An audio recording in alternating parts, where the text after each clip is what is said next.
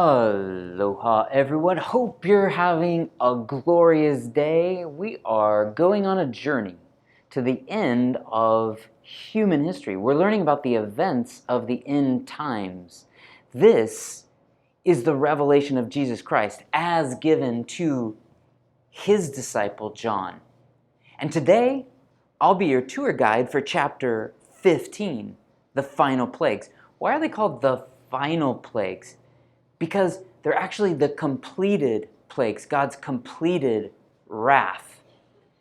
When we think of plagues, we think of the plagues from Exodus on Egypt and Pharaoh.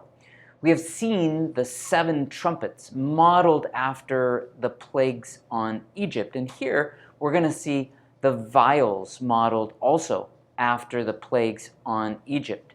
But if you recall, back to chapter 9, the 5th trumpet, with the locusts. The 5th trumpet brought in the first woe of the locusts. And here, the final plagues or completed plagues are God's wrath.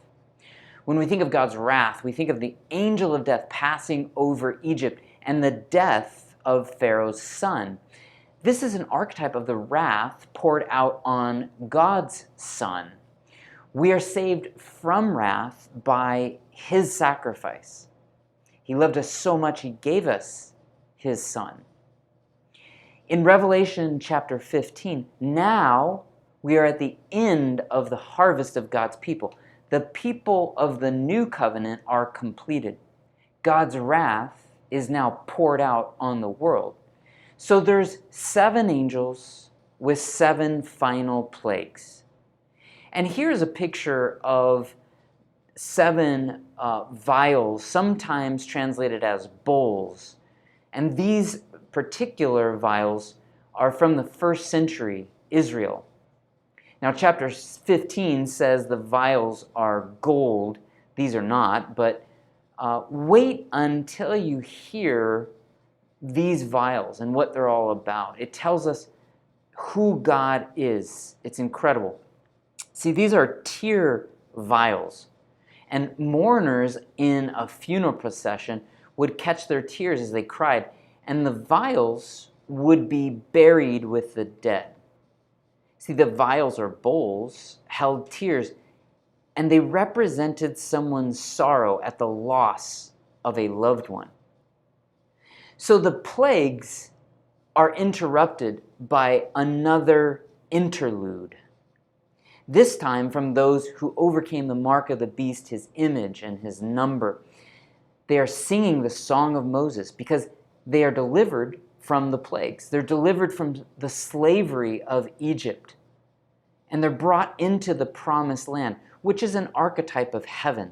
See, we are delivered from suffering and the injustice of sin on earth. And we go into heaven as the people of God.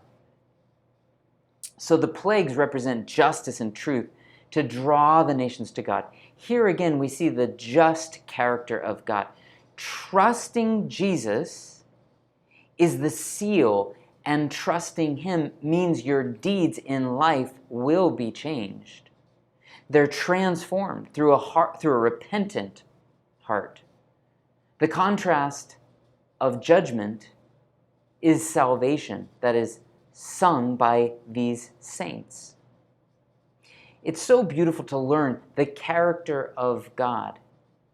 Even though the people of the world deserve justice and wrath, God mourns their loss as the vials of tears are poured out on the earth.